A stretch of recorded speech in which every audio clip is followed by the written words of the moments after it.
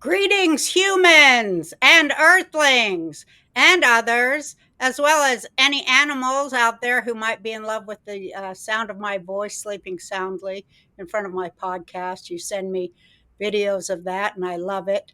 It's because animals have an innate sense of knowing when a voice of intelligence has pierced this realm, the unified field of bullshit, because they understand intelligence. And so I just want to say, Om to the animals. I love them, as well as all living things, beings, what have you. Today is going to be a banger of a follow up to a banger we had before. But I thought just before I introduce my fantastic genius of geniuses, I mean, a unparalleled patriot, just a giant in American history, as we'll go into today. I just want to say, well, I was on Piers Morgan, and he kept saying, "You see, Roseanne, I didn't censor you at all," but he did, because I just watched it. And the thing he censored me saying was the most important thing I had to say. Of course, they always censor it. And that's why I lost my job for saying that same thing. But what he censored was when I said that the liberal media, this media, is controlled by the Nazi Muslim Brotherhood. And he took that out. And that was what I said. They frame the narrative on everything in the media. And that's my opinion. I wanted to express it, and I was censored. But I wish everybody who watches me on Pierce will know that that was taken out, and then everything I say about the Obama administration will make even more sense. And so will my tweet. So with that, I'd like to bring in, for kind of backup in a way, as I said, an unparalleled genius, just a giant in American history, and a lot of people haven't figured it out yet. So I'm so happy to break the news to y'all today. Patrick Byrne. Hi, Patrick. Hello, Roseanne. Hello, Jake. So happy to be back with you. I listened to our last podcast, and I thought you did a spectacular job. Oh, you see, my patience is growing thin. I'm going to try to be more concise this time. That's hard, huh?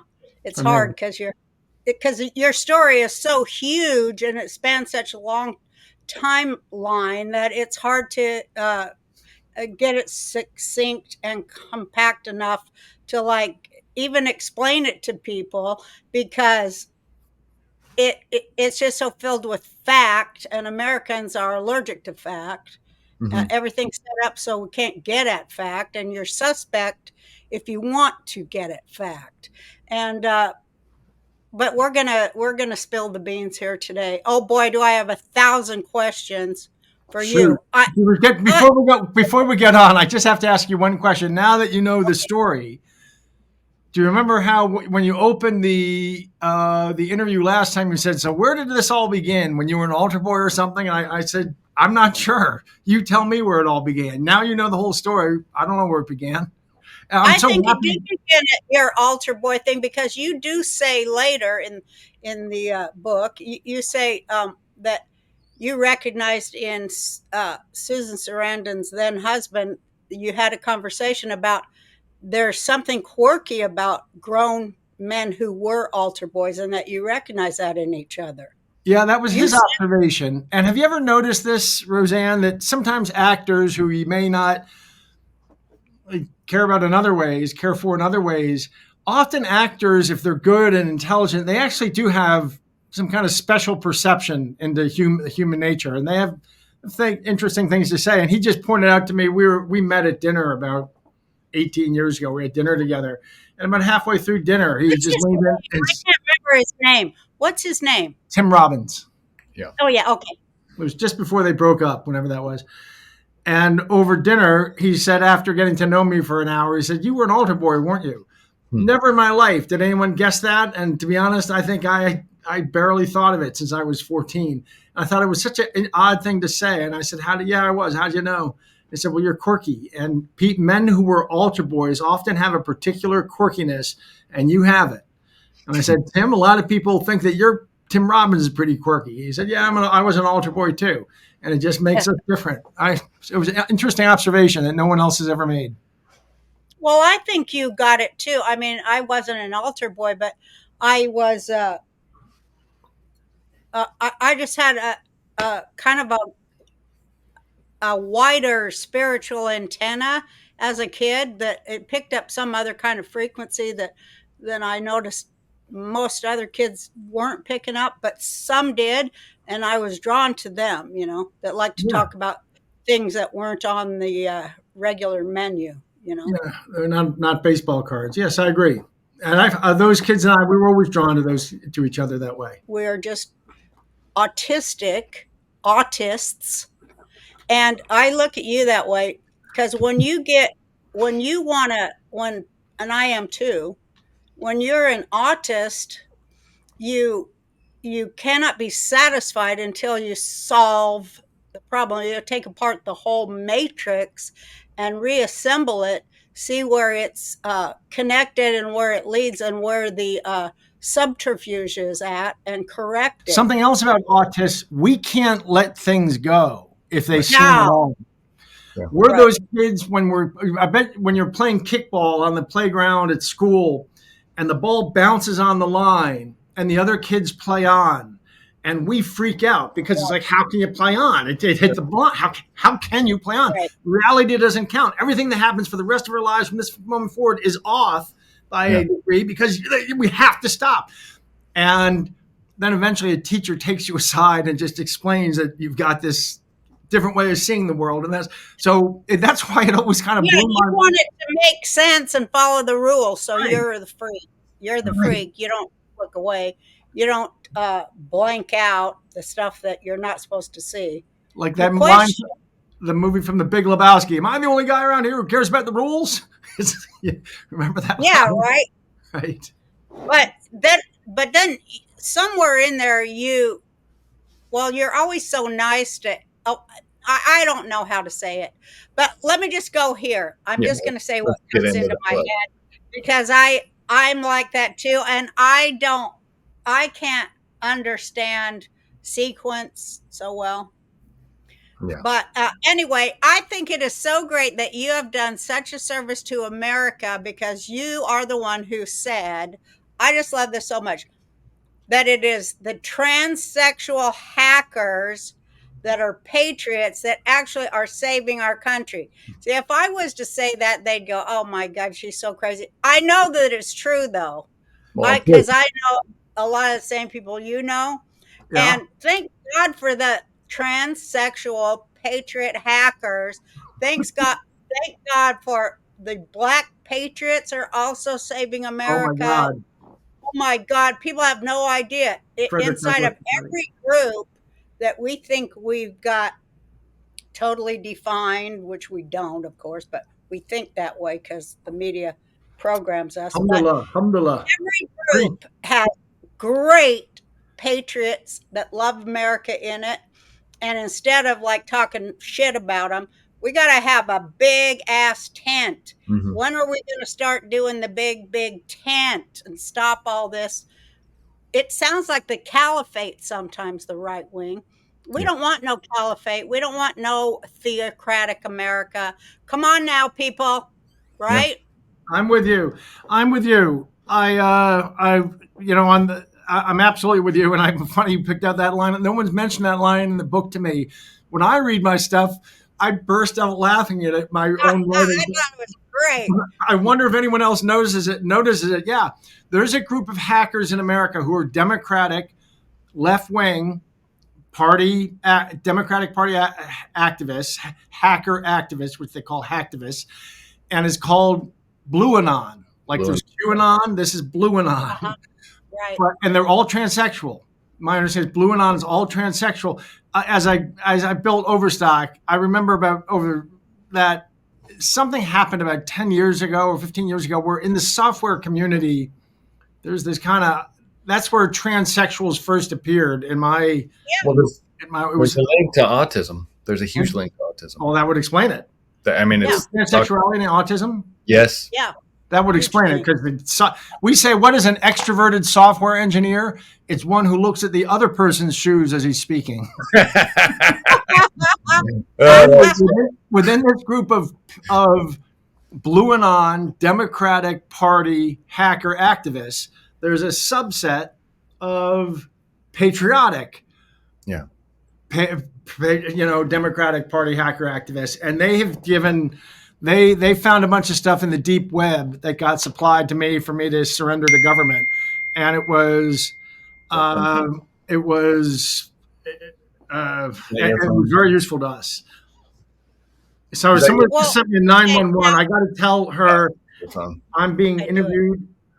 Yeah, I'd like to. Roseanne. I'd like to hear about these activists and all the stuff in the book, if you don't mind. I'm getting really excited. I don't even know where to start, but the stuff that these hacktivists uncovered, it was so deep that they're going there on the dark web, which only they know how to access, because they're also programmers, right? Hacktivists have to know about programming too. Right. So anyway, so they basically uncovered more of the deep state plot to get Trump by planting child porn on his computer. Attempting to. No, we all. Do you want to continue, or you want? No, I'm listening to you. Can I just jump in for a second? Where we left off was you said you set up this kill shot with who called the order for the rape and murder of. That's where we ended. So I don't know if you want to continue that story, because I just have to be continued graphics show up, and no, I will get to that next. But let me just go here. That's where we were. I'm just letting you know. Okay. I'm not in sequence, but we'll get to sequence. We'll say that for the end if you want. If your viewers view to the end, I'll share with you, because I have been told who signed off on the aggravated rape and possible murder of Maria Butina. It was signed off on. No, we're going to get there. Okay. Believe me, I got it all in my head. Okay. But I want you to go first. And now I forgot what I was saying. Thanks, Jake. The child porn, the kiddie porn. Is kind of important in a podcast. So, yeah. Well, you got it. Your mom's Blue Anons tried to put they've caught someone trying to put child porn on Trump, you were saying. They saw that it was more of the same of setting Trump up, right? They saw, there was a case brought against Perkins Coie, I think, somebody from there, about they tried to set up Trump by building a fake connection between him and a Russian bank called Alpha Bank. And Perkins Coie hired some computer scientists, professors, I think, in Georgia, who they got in and they put in a clumsy way some stuff they were trying to link the two. It all got exposed. The guy was prosecuted. No, of course, it was D.C., so no one got convicted because the rule of law doesn't exist there. But they made that connection. What the transsexual Democratic Party hacker activists who got in touch with me turned over was, and I was told that there was some stuff that had been acquired in maybe a manner of dubious legality, or who knows what, but they wanted to turn it over to like this uncorruptible cell within the United States. It wasn't clear to me whether they knew they were dealing with me or not. It probably they did. We were dealing through an intermediary who reached out to me with it and had me go to see the people involved. And I said, I let my government contacts know, I have no idea. They tell me there's this hard drive with a bunch of really bad stuff on it. And I don't know what it is. It could be snuff films. It could be nuclear secrets. I don't want to get, because, it turns out if there's no justification for having kitty or any of that kind of stuff on your hard drive. And there's a specific federal process where you get sort of allowed and told you're able to go touch this stuff and get to and so I went out and and this was, I don't want to go into too much detail, but imagine messages along the lines of, look, in a certain state, in a certain national forest, on a certain trail, you go X many miles in and there's a tree fell on the side of the trail. If you go over to a rock at the end of the log and you lift it up, you're going to find this metal box, Mr. Byrne. It was this kind of stuff. Anyway, I recovered some material, and it turned out to be, and I don't want to even go into it. It turned out to be that Perkins Coie had not just tried to plant stuff on Trump's machines linking him to Alpha Bank. They planted on Trump's machines, or they tried to plant on his email server some kiddie porn. And to get it, these Perkins Coie computer scientists from Georgia went over to some website in the Ukraine and recovered kiddie porn. And then they tried, and these people supplied all the forensic proof, all that had happened, that the machines that had done it, and from Perkins Coie and the site they had gone to. I had never seen kiddie porn. I don't want to say much about it. But anyway, turns out Perkins Coie had this, and they had their people trying to plant this on Trump's machine. Mom, do you know what home refinancing is? Because I know you usually buy your houses outright. So I don't know if you're aware of how the game works these days. I have a lending license. I don't know if you know this. I have a lending license. No, I do know that. Okay, so I mean, you can, with the mortgage lending license, you can give people loans to buy a house. But a lot of things people are doing now is they're refinancing their homes, and you can do that for a variety of reasons.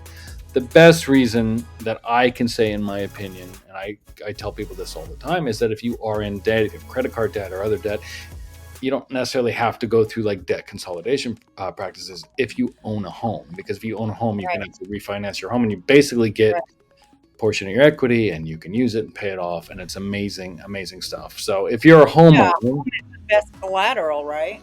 Absolutely. And it's just good. And there's a lot of companies that do refinancing, a lot of people. And, I like this company. I talked about this last week. I've met with them. They're awesome. It's American Financing. What I love about this particular company, because I'm a lending nerd, is it's family owned and operated.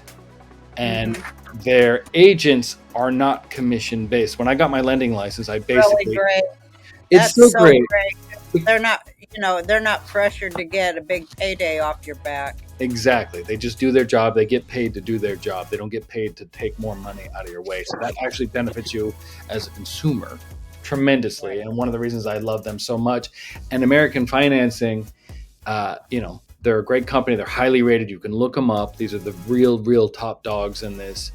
They save an average, get this, of $854 a month. That's their average. That's what they've done for people. That's $10,000 a year if you own a home that it can save you. You can even skip, if you qualify, you might be able to get out of one or two mortgage payments with this company. They work with you. But think about a $10,000 a year raise. That's essentially what they can do for you. And that's their average. Call American Financing today and start your journey towards being credit card debt free.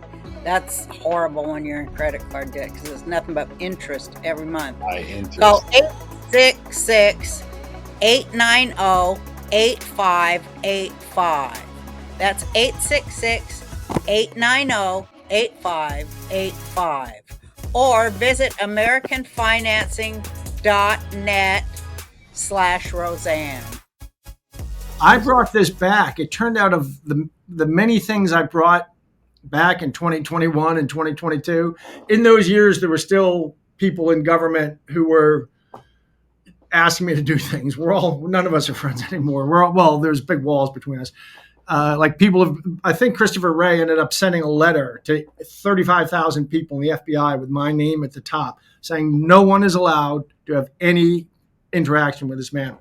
But in any case, I brought back this hard drive that had this proof, along with some other things we can talk about. I got some very strange phone calls from the FBI after that, asking me, had I destroyed this? Had I kept a copy? And I thought, that's weird. Like I'm going to keep a copy and enjoy it myself? Crazy. Of course not. And I told them, what a weird question. Of course not. Then they got back and they asked it again. And I thought, this is weird. They're not asking me for that reason. They want to know if they can destroy it or not. And you know what? I'll share this news with you. They did destroy it. Judge Garland instructed Christopher Wray to destroy it, and Christopher Wray destroyed it and actually stood in the FBI lab overseeing while that was being nuked.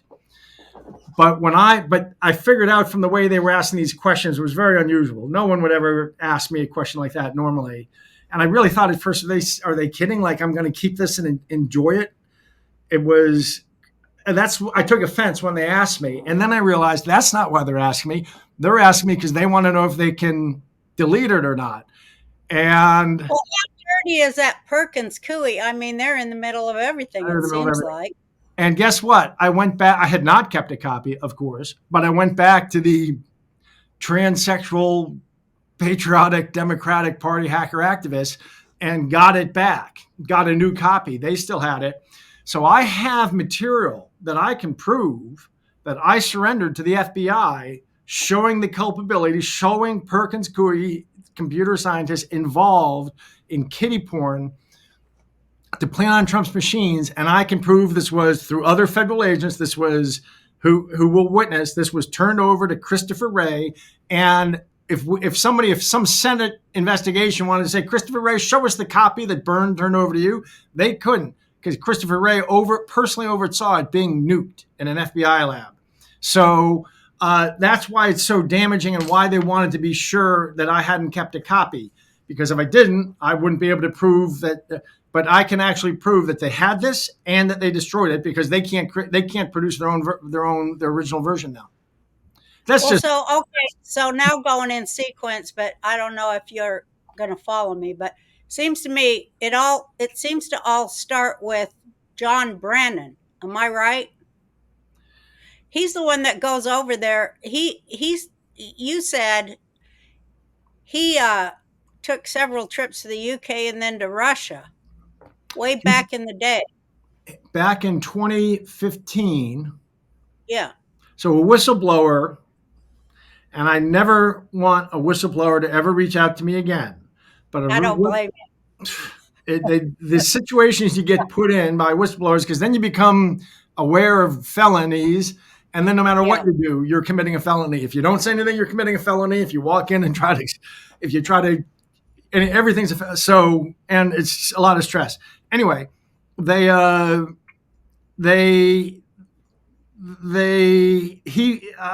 went to a lawyer who passed to me this following information, because there was no functioning government. Now, why anyone would reach me if there's no function?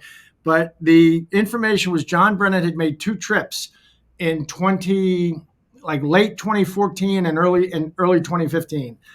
Or one was to the UK. The first was to the UK, and the second was to Moscow. And in both cases, and they were separated by about 3 months, and the one to Moscow was in March, April of 2015. And the other one to the UK was a few months earlier. And in both cases, now this whistleblower was from within the CIA. And I believe it was had something to do with security service within the CIA, said that John Brennan on both of those visits had slipped away from his security and gotten into limousines. And in the UK, they had tracked the limousine, or they thought that he was in the back of that limousine with the head of the Russian KGB in the United Kingdom. Now, the KGB is now currently called the FSB, but it's the old KGB. Mm-hmm. And then when he had gone to Moscow a few months later in, say, March, April of 2015, he had done the same thing at the back of the embassy, this time at like 2:30 in the morning or something, gotten in the back of a limousine. And these CIA security from whom this message came said, we believe that the head of the Russian FSB was in the back of that limousine with him. So that's extraordinarily, for like another 2 or 3 hours, to have our head of the CIA riding around in a limousine in Moscow with the head of the Russian KGB. You have no idea what they're cooking up. They could be cooking anything up. And I think they did. Yeah. And so what do you think they cooked up? Didn't they just cook up a plan to destroy the Republican nominee, whoever it was going to be? Well, if you read my book, yes, they definitely cooked up. Brennan definitely cooked up that plan, and by July 2015, that plan was active, and I was part of it unwittingly. But my hypothesis is it actually probably started a few months earlier between Brennan and the Russian FSB in the back of that limousine. And the plan was there's this redheaded intellectual, real intellectual, bright girl that I write about a lot in the book, Maria Butina. Boy, is she wicked smart. And that had been to America in like for the first time in February of 2015. Maybe I'll tell you the part that's the hypothesis and the part that's certain. The hypothesis is that in the back of that limousine, Brennan said to the Russians, "Hey, you send us that girl back." She's kind of, her politics are like Ron Paul's. You send us that girl back and we're going to have some fun with her in DC. She, in May, was told, go back to America. She had an American boyfriend, lived in DC, a big mocker in the Republican Party, Paul Erickson, and like in the RNC type. You know how in politics there's these people who swim around in the RNC and the DNC that I think was on the board or something. And that she went back to live with him, but with the mission given to her by this senator that she's close to, who's the vice chairman of the Central Bank of Russia. This is what she was told to do. You develop relationships for us into the Hillary, Cruz, Rubio, and Trump campaigns so that whoever wins, we got a backdoor into the administration past the deep state and the bureaucrats. That's what she was told. That's what the stated purpose to her was. If Brennan if my hypothesis is correct, that he actually triggered that in February, March, he did that knowing that when she came back, he could sort of have her maneuvered and pinballed around the political establishment, especially the Republican establishment, and just get schmutz all over them. And then anytime he wanted, and so there's some conjecture in there, but I can tell you by July of 2015, that's absolutely what they were doing. Because I met Maria, there's this famous moment where she stood up and asked Donald Trump a question in Las Vegas. I had met her 3 days earlier and reported her. And I learned a couple of years later, they took it very seriously in DC. It was like a rocket over DC. There were already feds swarming her in July of 2015 at the latest, which means everything that happened while she asked Donald Trump the question, I'm sure the little lady 3 seats back was a Fed or something. I mean, that's how, and so certainly the Russian investigation or whatever was going on by July of 2015, which is interesting because they say it all started in July of 2016. It's a flat lie. At the latest July of 2015, they were all over Maria Butina. They were following everything she was doing. They were keeping track of her through me from September forward. Well, Ma, you are looking as gorgeous as ever, and I'm not being rude because I mean it, but I can tell that you put on a wig and maybe you didn't spend all day preening for these ads, and I think you look amazing. Are you even wearing makeup? Be honest. No, I'm only wearing my Breath of Life Oxygen Face Serum from Charlize. That's pretty crazy. You have no makeup? Well, you have some lipstick, I think. Right? Yeah. That stuff's amazing, dude. You look great. I know. Yeah. I wish it would do something for my expressive jowls, though, and remove my gel. But anyway, the serums contain ingredients like, get this, suspended oxygen, apple skin extract, and essential minerals that can help diminish the look of aging, and they're completely toxin-free, and it doesn't dry your face out neither. Whether you're looking to pamper yourself or searching for the perfect gift, Charlize beauty products are the answer. And here's the best part. For a limited time, you can get 20% off the entire Charlize store when you use the code RB at charlize.beauty/RB. What are you waiting for? Treat yourself or a loved one to the gift of radiant, calm skin with this Charlize beauty products.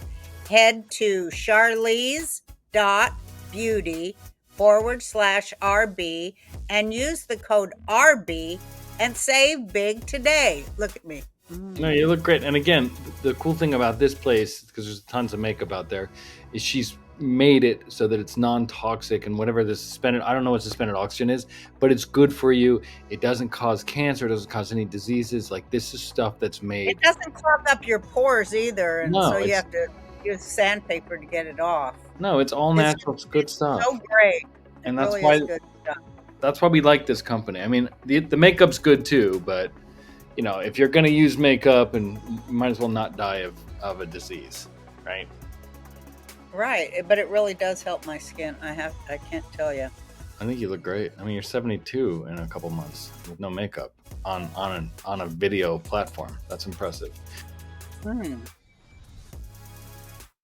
They were feigning to me a lack of interest, but there's no way. And I found out a couple years later, somebody made a little slip and let me know. No, the moment I reported her, she was swarmed. So the whole time she was in America, and what she was doing was innocuous sounding. It wasn't, she was meeting people, political figures, going out to dinners, taking pictures of it, posting it on Facebook. She wasn't stealing the nuclear codes, but because she was never really accused of being a spy, she was accused of, even if she's doing that and just mapping the human terrain of Washington, D.C., the fact that she was doing that while in communication with a Russian senator violates the Foreign Agent Registration Act. Yeah. So they make it sound like she was out there stealing secrets. That's all she was doing. But my theory is that whole thing, well, I know that from July 2015 forward, they were letting it all happen. And it was Brennan at the top. Another thing they told me by early 2016 is Brennan running everything you're doing here at the FBI. John Brennan, in 2008, Patrick, a law got passed that said the director of the CIA can sign a piece of paper and basically take the steering wheel from the FBI director on any issue he wants. And he has done that with regard to Russia and Maria Butina and all this stuff.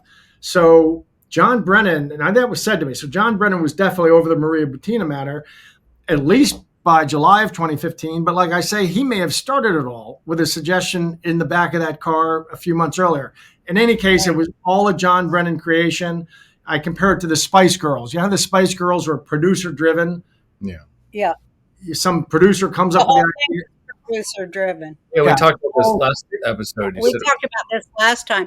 And then we talked about you leaving clues when they asked you to get back with her, and you were the perfect gentleman and all that stuff. Yeah, well, not the first time I dated. First time we dated, you were a guy.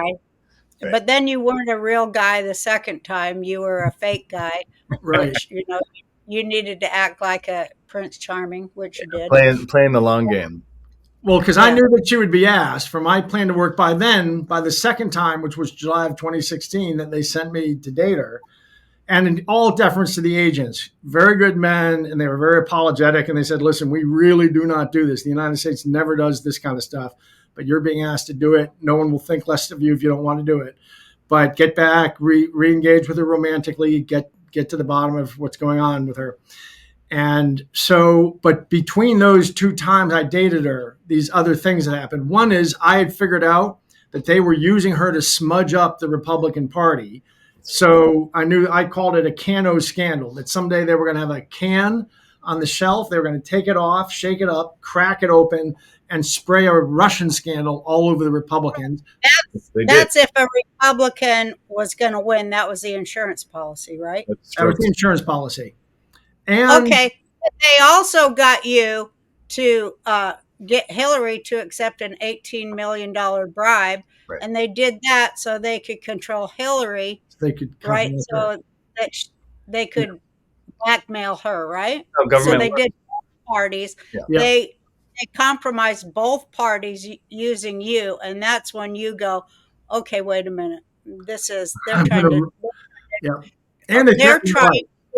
They're trying to do a coup to take over our government. That's when you realize you're involved in a coup of the American government. Great. Right. I was not doing legitimate national security work for them. And I told you that I'd already been suspicious of a few things that had happened since 2010. There were occasional things that didn't seem right. and a stream of other things.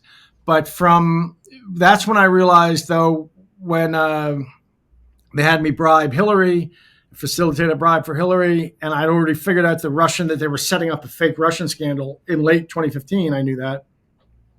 So, and then I did the Hillary thing, and in February, they revealed to me it was all just so she could be blackmailed and owned by Barack Obama, and she was going to be owned for 8 years, and then after 8 years, she steps down, and Michelle's going to run. And Patrick, that's the plan.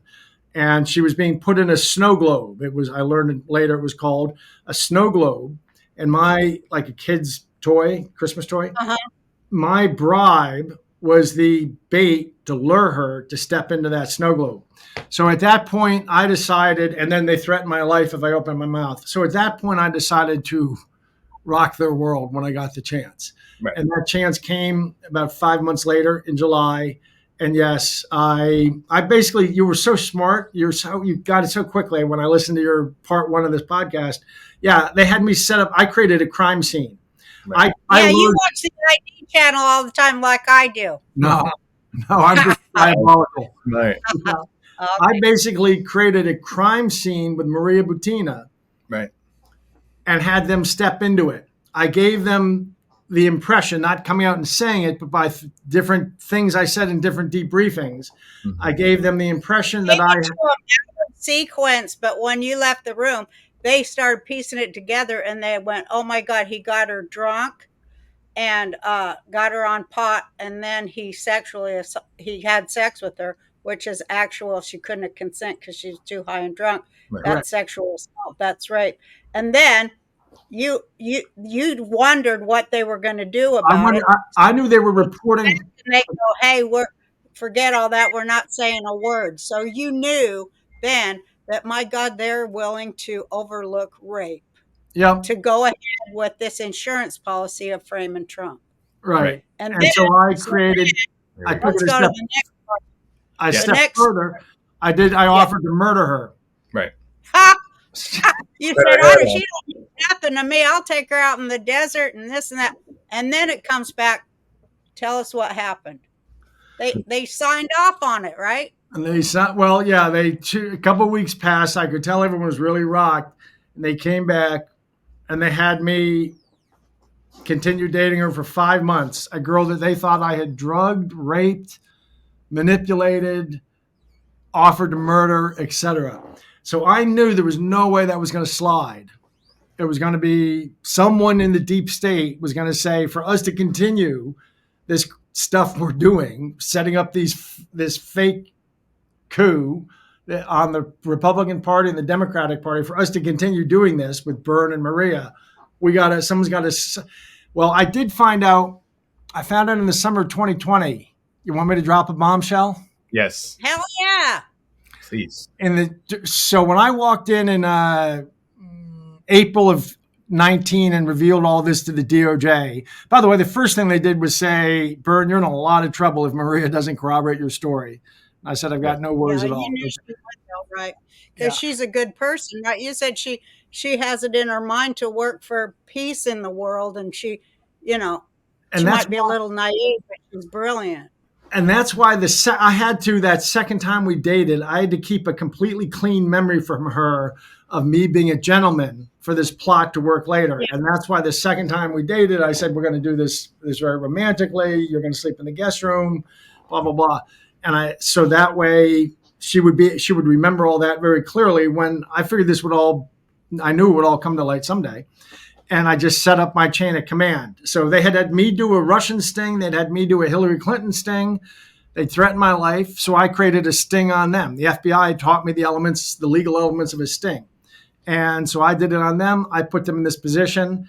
And for them to continue the Russian stuff past October 2016, for that to go, as I described it, it's like I realized we were walking down a path, and what we were doing, I was in the middle of a coup to take over the United States. So I chopped a tree down across that path. And I said, for this to go any further, someone up my chain of command is going to have to sign off on the rape and murder of a girl they know to be innocent. And they signed off on it. And so we continued. And then after 6 months, I shouldn't laugh, I know. No, but what did you find out in 2020? That's how dirty I mean, that's Honduras. In 2020, Durham's sent someone out to see me and showed me a bank statement that they had gotten from a bank in Azerbaijan that showed a numbered account with $18 million going into it in the last week of January 2016. So in other words, the country, they found Hillary Clinton's $18 million bribe. Wow. She had received $18 million in a numbered account in Azerbaijan. And so I said, so the guy was going to close the meeting then. And I said, I got to just ask, how did my whole rape murder gambit go? And this federal guy gave me a very severe look. And he actually had trouble speaking. He said, well, Mr. Byrne, after you offered to, when you gave the impression that you had drugged and raped Maria, after you left the room, it didn't take them 10 minutes to put the clues together. It took the agents 10 seconds. And they went back to headquarters and reported it.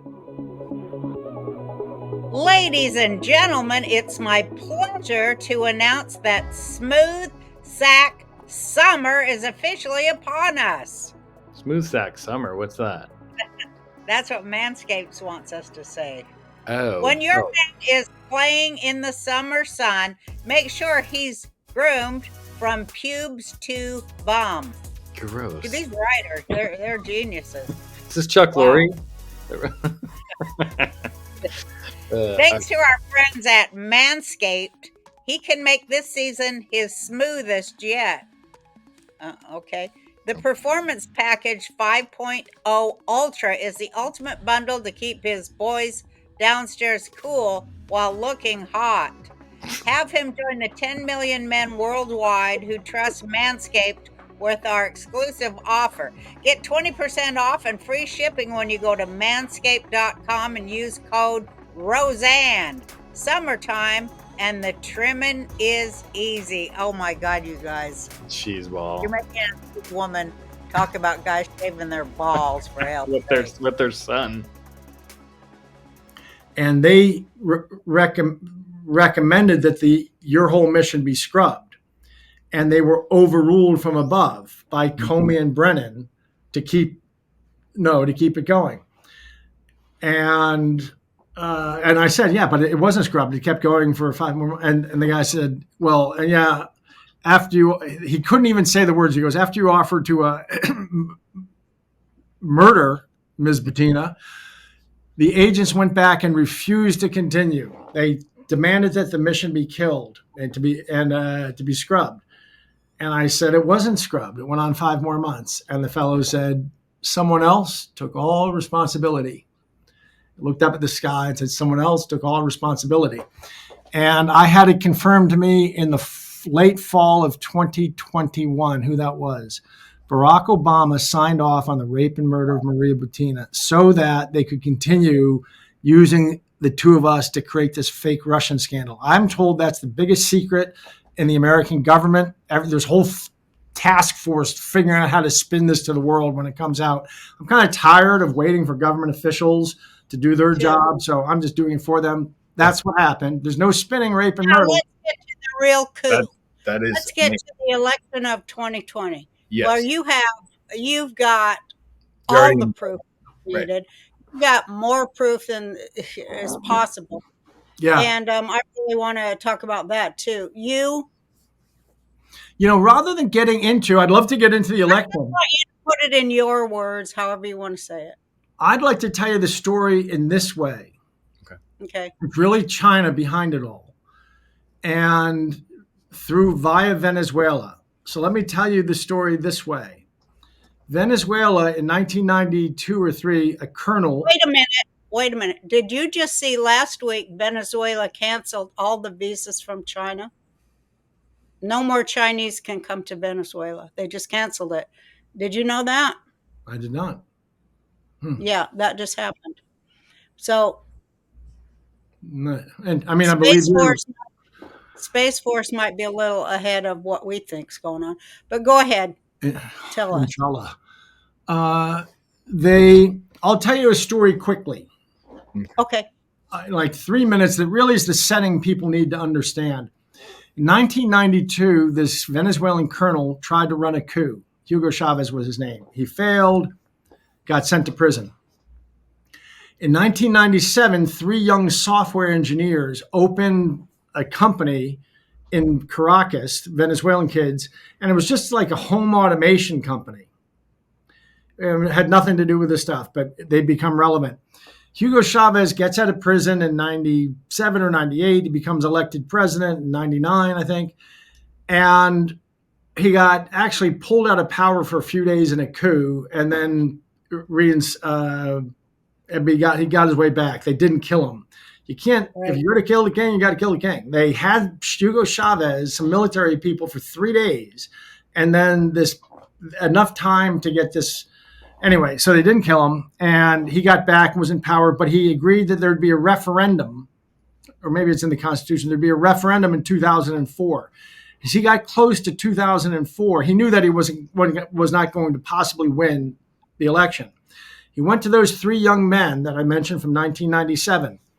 He sent them, he gave them the mission of, you're going to build a computerized election system for me that we can hack and steal my election with.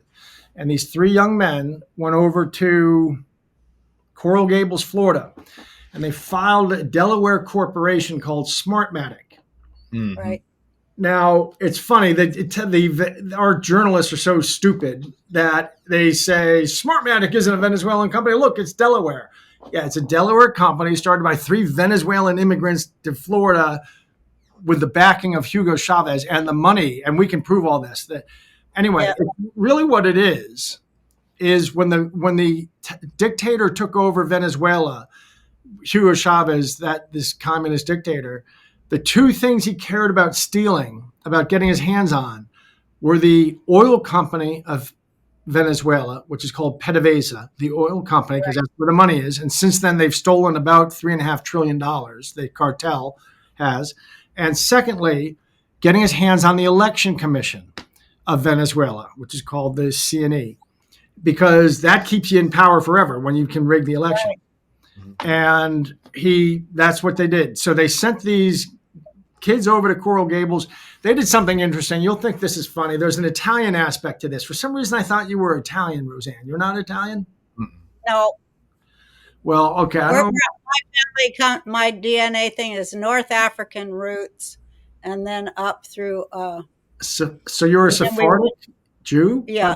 Yeah, and then we went to Lithuania after we got kicked out of the Middle East, where we spent 2,000 years, and we went to Lithuania. So these guys went over to Italy, and they found a company that you may be not quite. You're not as old as I am, but if you were, you would remember there used to be. I think I'm way older than you. He's being charming. Keep going. So there used to be these things called Liar typewriters. Right. I do. I still love them too. Yeah. Love to write typewriters. Yeah. And I like the sound. Do you remember the Olivetti Corporation? Mm-hmm. Well, by 2003, what the Olivetti Corporation was doing was they were in the national lottery business. They were building computer systems that different nations used in their lotteries. And you know how in a lot of countries, lotteries, like in every kiosk, in every 7-Eleven type place, there's a stand, a computer system, and they're all tied together up into the national lottery system. Well, what they realized was that architecture mapped very nicely onto an election in Venezuela, because an election in Venezuela has thousands of little precincts. And if what you had was a computer in each running the election, and then they all tie together to the national election office, then you have this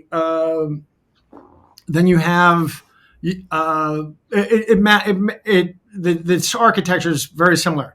And now it may just happen. I don't want centralized core with all these tributaries. A centralized core with a bunch of tributaries feeding into it. You got it. Yeah, like that. And now one might imagine, I wouldn't want to engage in any ethnocentristic behavior on your show, Roseanne, but one might imagine that an Italian manufacturer of national lottery equipment might put in a back door so the lotteries could be cheated. Is that possible for you to imagine? of course. Well, I mean, it could happen because I want to say that the mafia, I mean, the Italian people are just great people. But some of them did get into a gang. Can I remind you of Ronald Reagan's favorite joke? Can I tell you a Reagan joke that you couldn't tell publicly today? But I'll tell you Reagan's joke. Okay, good. Let's get killed. It's just a great side joke. He said it's a three-part joke, and we used to make fun of the intelligence of people from a certain Central European nation. Oh yeah, I remember. Yeah. Poland. It's not nice. And actually, but now they're the smartest people in Europe, so it's great. Everyone thought they were stupid. Now it's the smartest and only thriving country in Europe. That's my fun. They were at the height of European civilization for a few hundred years. They're wonderful. So it's really bad that we ever told Polish jokes. But the way this joke goes, it's three parts. How do you know if you go to a cockfight, a fight where roosters fight each other with a cockfight? If you go to a cockfight, how do you know that there's a Polish person at the cockfight? How? Somebody enters a duck. How do you know that there's an Irishman at the cockfight? Because somebody bets on the duck. But how do you know there's an Italian at the cockfight? The duck wins. The duck wins. I got it. I'm proud of I love That's great. He actually told that to like the Friendly Sons of Italy luncheon or something. They'll love it. But today you'll probably get letters about that. Anyway. So this Italian lottery equipment was rigged so Hugo Chavez could rig his 2004 referendum, which he did, and he won again. And ever since then, there's been perpetual. I mean, I was in Venezuela 6 years ago. There was cannibalism. There were people lighting each other on fire as the police and military have said, we're only protecting government installations now. So the only way for the civilians to keep order is the men carry around jerry cans of gasoline. And if there's a mugger or something, they just grab them and torch them. That's the only civil order there was back then. Anyway, this group, so Venezuela's done badly for 20 years, and yet they can't vote out. They cannot vote out their government. That's because this whole system is rigged. In fact, I'll even go one step further. This group, Smartmatic's operating system ended up as the operating system of all the major manufacturers as a matter of election equipment. Just like when you buy a PC laptop, whether you buy Dell or HP or Lenovo, on the inside it's all Microsoft operating system. Right. When you buy, and I'm going to save you some lawsuits, when you buy, by not naming the brands, but when you buy any of the big brands that make election equipment, let's not say any names, they inside it's always been this Venezuelan operating system. They lie about that, but they're lying. And in fact, here's something else. Their machines are all, Smartmatic has in Taiwan a factory where they allegedly manufacture these machines. There's an assembly line, and at the end of the assembly line, they put a stamp, and whether it's for this, they put the brand of one of these three manufacturers on it, but it's all Smartmatic, and they're getting the parts from mainland China. It's just being assembled there, including, I don't want to be too technical, but in the computer, there's something called the motherboard. Have you ever heard of the motherboard? Yeah. Yes. Yeah. It's basically like the frontal lobe of a brain. It's the motherboard is the important, everything else like the hard drive, the battery, the fan. The motherboard is where it's at. That's coming out of mainland China. And I knew this in November of 2020, by the way. So there is no, and then the last piece to tell you is this. The last piece of this little story to tell you is this. Venezuela is where mafia and cartel turns into nation state. The name of the Venezuelan cartel is the Venezuelan government. The Venezuelan government is the cartel. Now that's why the slang name for their cartel is the Cartel del Soles, the cartel of the suns. And that's a reference to, in Venezuela, the generals don't have stars on their shoulders. They have a big sun. So the people say that cartel of the suns means the generalissimos of the army are the capos of the cartel. Get that? The capos of this mafia are the You mean generally. like General Billy here? You mean like him? Yeah, except these guys. Well, I think Millie's probably just. These guys are probably a lot smarter than Millie. Millie's compromised in other ways, maybe. Who knows? I don't think he's part of a No, but cartel.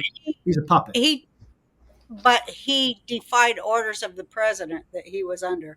That's what I Yeah. mean. Not Well, obviously not he's a weakling. familiar with chain of command at all. So anyway, that's how this system really works. So when you are voting on this election equipment in America and around the world in 70 countries, you are voting on. Was it in Iran for their elections?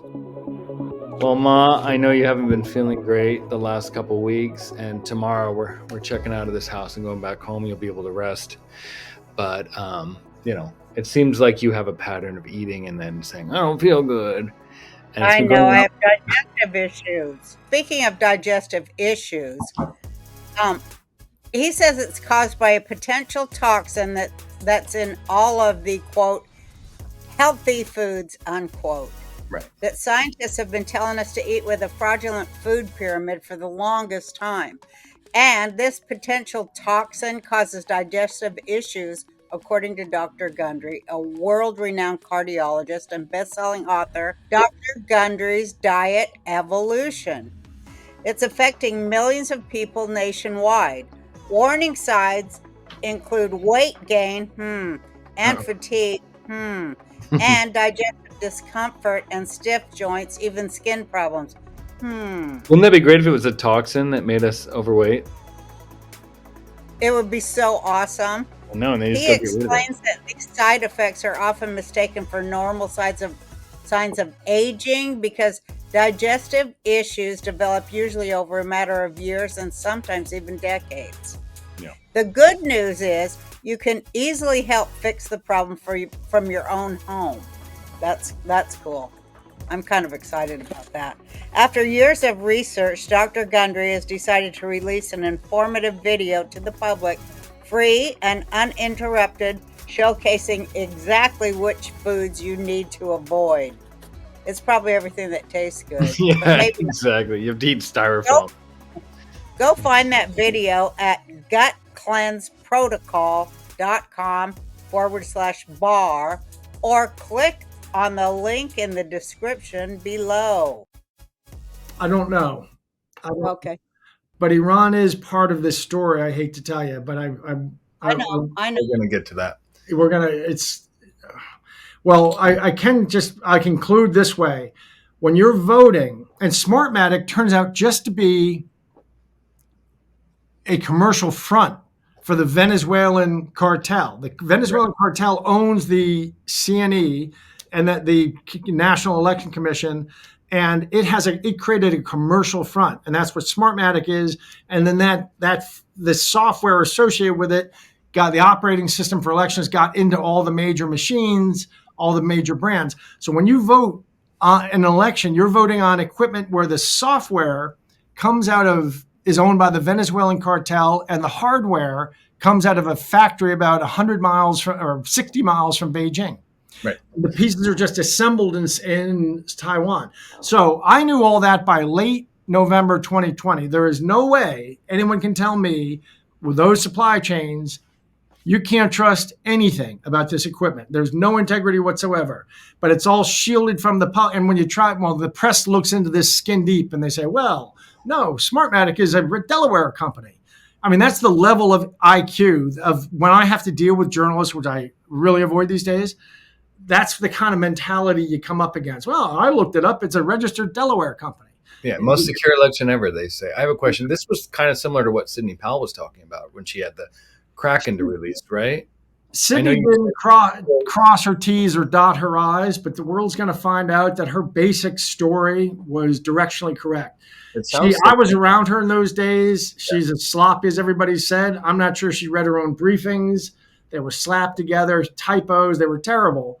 But the fundamental story that she had to say, people are going to learn was the truth.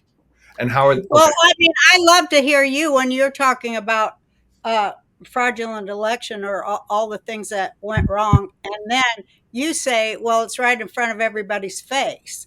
So I like to talk about that. I like to talk about how in 6 swing states they all stopped counting the ballots at the exact same time.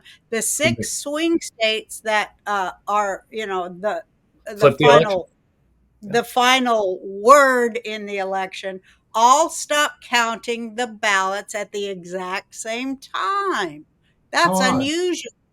And then when the ballots came in, they were 80% or something in favor of one Or candidate. almost Well, 100%. I'm being, Like, I know. like in Maricopa County, you said, and it's proven too, that 100% of the mail-in ballots were accepted. Yes. You get this 100. line where Yeah. the loser's losing, then they stop counting. When they open up the counting again, there's one of these things.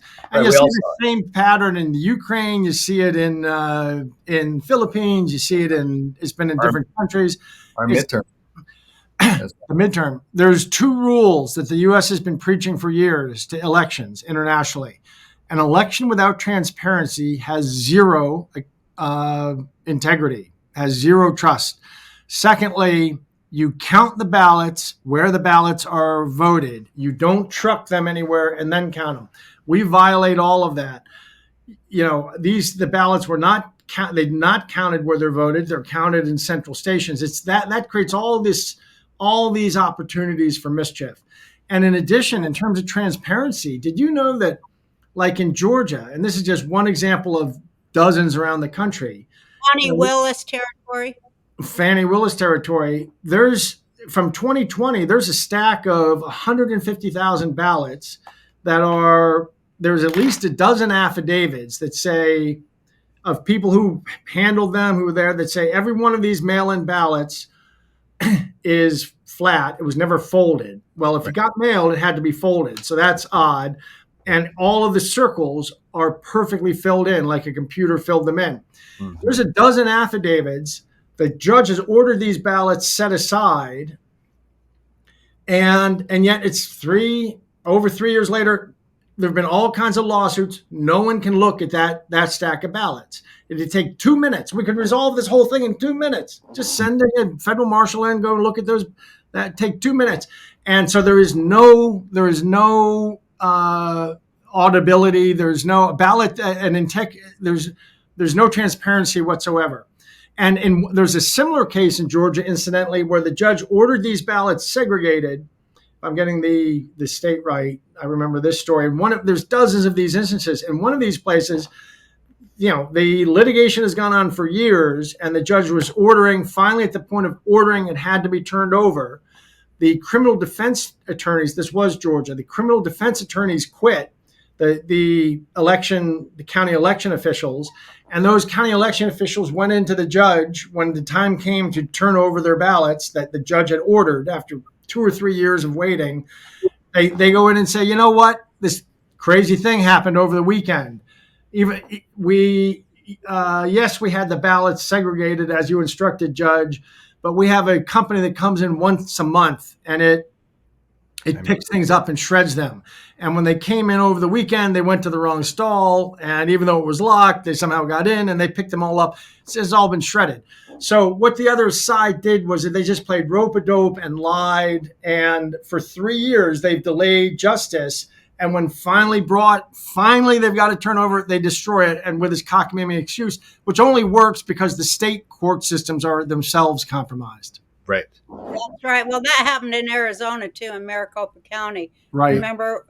Remember Tina Peters? We had her on the show, and I would suggest everybody go back and watch the show with Tina Peters, because she did her job she knew they were coming to erase it all. So she made a copy, and she faces life in prison for the rest of her life. Are you familiar with Tina?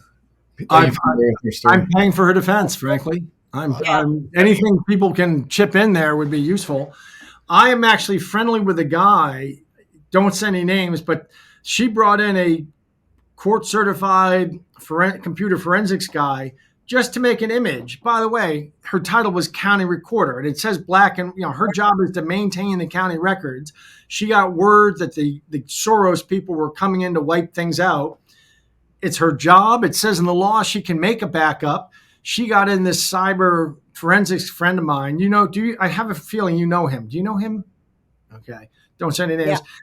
one of the funniest moments of my life, I have to say, was that guy called me and he was sitting in the county computer center, and he told me, he caught me up, and I hadn't talked to him in like a month. He caught me up quickly on what was going on, and he said, Patrick, these guys from the state, the Soros people, have come in here. I'm watching them commit 100,000 felonies. And he had me on FaceTime like this with a phone angled so I could see what was happening behind him. And he's this very cool cat, this very cool, he's very slow. And so he was with them, not 6 feet behind him. He's saying to me, these people are in here, they're committing 100,000 felonies. They are wiping out every single election record. Every one of these is a felony. They are doing a complete scrub on all the data. Now, you have to, by federal law, you have to maintain all of this stuff for 22 months. But they got away with doing that. And again, because the judicial systems at the state level are also so corrupt. Right.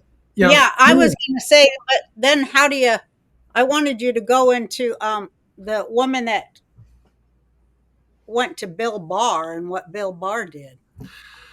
On November 4th, 2020, and I learned this 3 months later. So the day after the election, the Washington, an administration is structured so you have all the different secretaries, but the White House has like an ambassador to each department, to each Secretary of Defense, Secretary of Attorney General, et cetera, a unique ambassador. And there was a woman who, I forget her name, but I know that she's very well respected in DC, and just thought of, my understanding is she's about my age, and my understanding is she's thought of as like a serious person, a very serious person by both parties in DC. And on November 4th, on the morning after that crazy election, she went over to the DOJ and went to see Bill Barr and said, what are you going to do about this, Bill? And Bill Barr said the DOJ is not going to get involved. So on the morning of November 4th, they just did this under Bill Barr's orders. And a Pennsylvania U.S. attorney named McSwain has come out and said, I received an order from Bill Barr. All of us 50 U.S. attorneys received orders, stand down, don't look into anything, just tell people to go to the states. So the entire Department of Justice did this. We had the most corrupt election in history with states, the biggest cities in America that mattered in the election, stopping their ballot counting, all kinds of election malfeasance. I mean, it's taken 3 years, but it's all bubbled to the surface now so that anyone who can now say, where's the evidence, looks like an idiot to me. I won't even deal with them. I got a Wired journalist. They're just hired liars because the evidence is everywhere. It's everywhere. Rock. I mean, there's Kerry Lake to the 6 swing states, to the fake ballots being brought in, to the drop boxes. It's everywhere. Why would Barr back off? Yeah. Theory or? Well, I walked through what I know about Barr in my book in about 5 or 6 points. Mm-hmm. I know that he originally took the job saying that he was taking it because he wanted to come burn the agencies down. Right. He sent me in June 2020 a message that said, so I was at that point operating on behalf of him and taking orders from I shouldn't say that. It wasn't on behalf of him, but there was somebody going back and forth between us with, anyway, that fellow came to me with a message from Bill Barr saying, Bill says, Byrne, if we don't get this exposed, you and I are going to be meeting for the first time face-to-face in a FEMA camp in the summer of 2021. He said that to me in the summer of 2020. So he knew something bad was going on. Something really awful happened, though. And I don't know what it is, but I know that intermediary visited me the last time. I think it was the last day in July. And he told me Bill Barr is going up to New York in a week, and he's spending 3 hours alone with Rupert Murdoch. So somewhere around August 10th, he was to go up and spend 3 hours alone with Rupert Murdoch. And that guy who brought me that information died the next day in a plane crash. Setting aside, and there's suspicion about that. Maybe it was a real plane crash. Maybe it wasn't. There was an instructor flying, and maybe it was instructor error. But anyway, So August 10th, Bill Barr presumably goes and has that meeting with Rupert Murdoch. If historians someday look back at Fox from August of 2020, they're going to see that around, you're nodding your head, Jake. Do you remember how about August 20th, the whole tone of Fox changed? Yeah. How did it change? How would you say? How would you I describe mean, well, the theory I had heard at the time, because I had noticed it, was, and I don't get the names, but there was some kind of divorce and somebody's wife took over the network, or there were some changes internally, and they wanted to be quote unquote more moderate, more center. That's what I had read. I don't It know. is the case that Rupert Murdoch has two sons, and both are married to socialite New York chicks Right. who are left wing because That's what I had heard. everything is, they're narcissistic, and the way you get attention is to be all about caring and compassion and be left wing.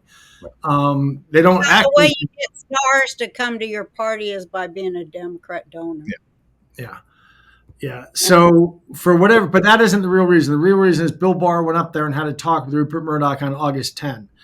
On August 20th or so, Fox did sort of a 40-degree course correction. Of course, they couldn't abandon Trump and the Republicans, but they just became kind of weak sisters on Trump. They changed, and I believe that was Bill Barr and Rupert Murdoch had some talk, and a week later, Fox changed his whole tone. Yeah, that's when Newsmax started popping up and other things, because a lot of people were like, "What is happening to Fox?" You could see it, but why is Bill Barr meeting with Rupert Murdoch? You now know what I know. Yeah. Okay. I don't know. Well, Bill Barr's bushy. I mean, he's a bushy. Like Obama is Bush too. Right. That's what people get. Obama just continues what Bush does. It's all the bushy thing. And then Tucker's off the air for talking about a certain company. It all kind of makes sense retroactively now. But I would just say, can I pose a theory to you, Patrick? This is just mine. Because we all expect Republicans to step in and go, hey, this is clearly a fraudulent election. We know it, and we think someone's going to step up. They never do. And then Fox changes. It's pretty clear to me that this software, if it is indeed, was not just used by Democrats. Absolutely. Yeah. Right? So they're all using it. And I think that's probably why Bill Barr backs off and Fox News and everything changes, because it's like, hey, yeah, definitely Biden stole the election, but we all have on some level. We don't want anyone looking at any of us. I don't think Mitch McConnell keeps winning. I don't think Lindsey Graham keeps winning. I can tell you, even today, I got more information from a congressman. He gave such a weak answer. A congressman has been brought a great deal of information, and it's a congressman. I'll tell you his name. It's Jim Jordan. Jim Jordan has said, this is dangerous. We don't want to be talking about this now. It's so sensitive. Let's wait till after the election. What? Oh. Exactly. Thank you. He's saying, let's wait till after the election, then we'll look into it. Wow. What does that tell you? Why are they're all bought and paid for? They're Not all, but blackmail.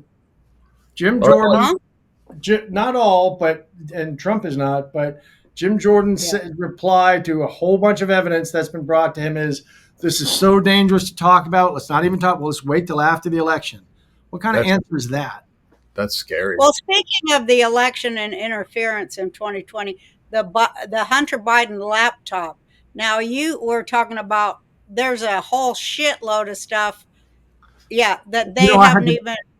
Yeah, I know you do. I want you to talk about it. There's a whole shitload of stuff that he deleted off his laptop before he took it to that FBI guy, or I mean, whoever turned it over. I think he did that to strike a deal. But anyway, he turned it over, but he deleted a whole bunch of crap. But you got a hold of the deleted crap, right? Correct. People don't know it. He deleted 400,000 files, and he bleach bit. But people don't know it. Even if you bleach bit, a talented hacker, such as I think is a mutual friend of mine. Our trans heroes. Yeah. Blue Anons. The Blue Anon, that crowd, there's someone in there who can undelete even after it's been bleach bit, under the right circumstances. And that person got a hold of this, and through me, we got this. Well, got it all recovered, and through me, I got it to Garrett Ziegler. Garrett Ziegler is the guy who did that whole Marco Polo report. So he was the only one who had the full Hunter Biden laptop to work with. And have you ever heard a theory that maybe Hunter and Ashley did what they did on purpose to destroy their father? Like she lost Well, her diary. I just said that obviously they did. Obviously they did. There's a They, text. Wow, I mean, they. Yeah, I think they did. that's fascinating. Sorry, I'm keep going. Well, among the things that happened was once we recovered all of those, there were all these text messages and stuff that had been on Hunter's machine that got wiped and bleach bit, but we recovered them. And what they showed is after he went in and turned in his laptop to John Paul Mac Isaac, who's the guy with the repair shop in Delaware. I've also funded that case, or the America Project, I should say. The America Project funded anyone who wants to support this. People wonder what we do. We do all this weird stuff at the fringes. The America Yeah, we'll Project. put those things in the description so people Yeah. can get involved. Get involved and help save your country. Give them $5 some a money. month. We do the stuff. America Project has been behind so much of this kind of stuff and special operations kind of stuff. Now I divorced myself from the America Project because I really went. So the America Project does, let's say, all the legal stuff. I do all the gray area stuff. So the America Project did, and all of this was legal, and including it backed John Paul Max Isaac lawsuit, paid for it.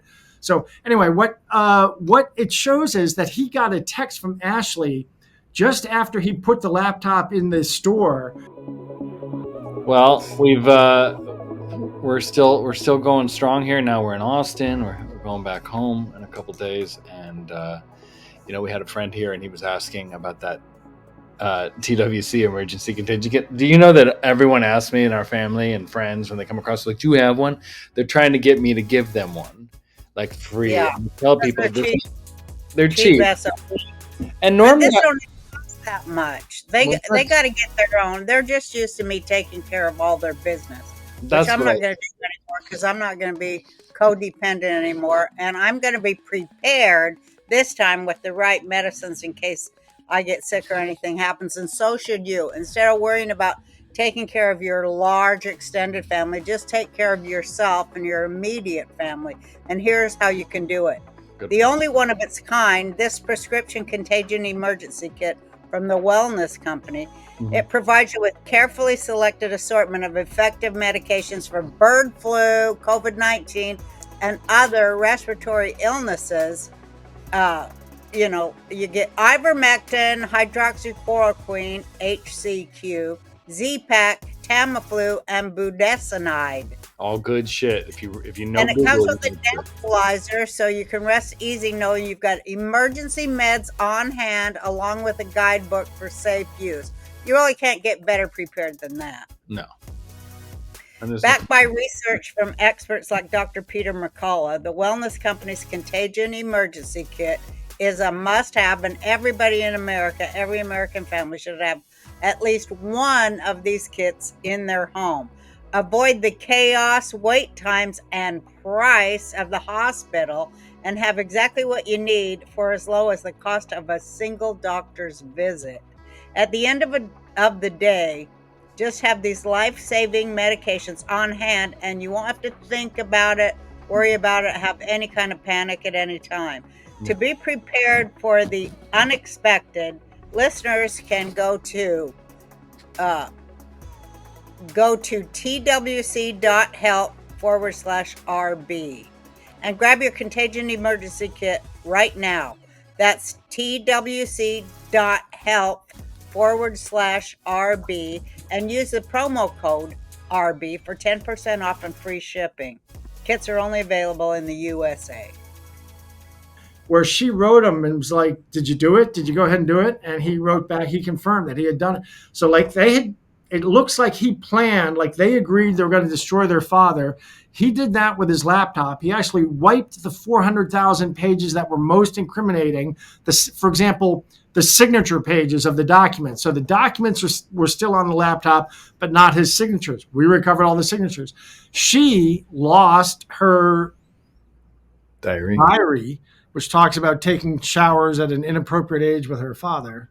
Mm-hmm. that it also looks deliberate, and one has to wonder: did these kids, they know who their father is? Did they just try to destroy their father?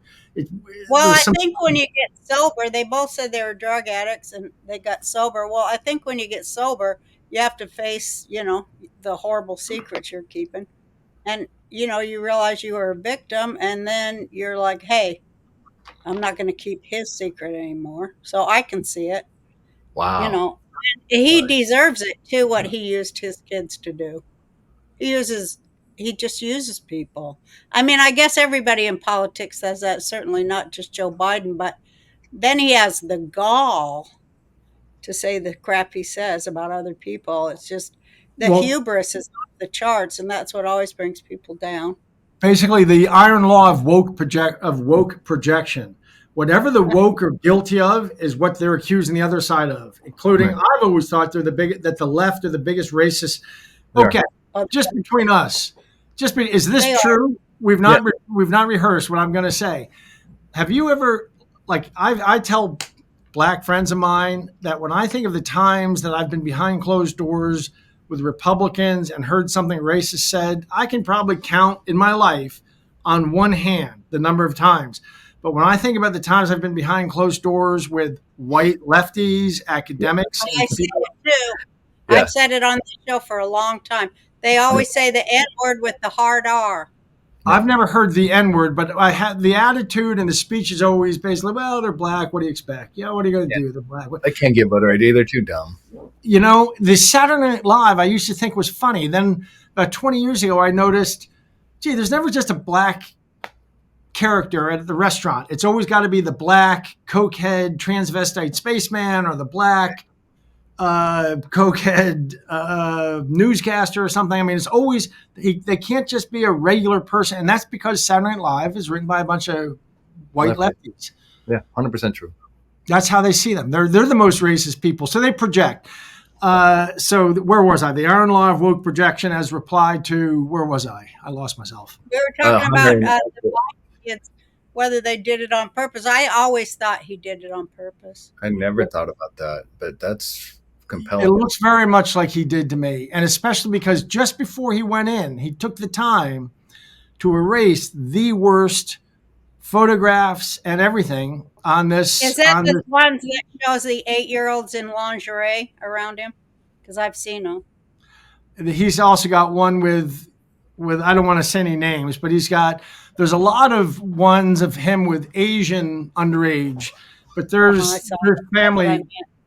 He's got a family member, and I don't want to say anymore, but there's pictures of him and a family member, a young family member that you just want. And yet I feel like, I mean, he's horrible and an animal to do that, but I guess you also have to say this guy he must be so broken on the inside. He needs a hug or something. He's got China Lakes tattooed on his back, and China Lakes is where they did a lot of that MK Ultra torture of kids. And all these people in the upper ranks of devil worshippers or whatever they are, and they are devil worshippers, a lot of them. They call it a new religion, but it's the oldest one. But they call it New Age religion, but it's the oldest one. And they put their own kids in it. Like so many of these school shooters, their dads are in the CIA. I mean, allegedly, this is the time to say that. Allegedly.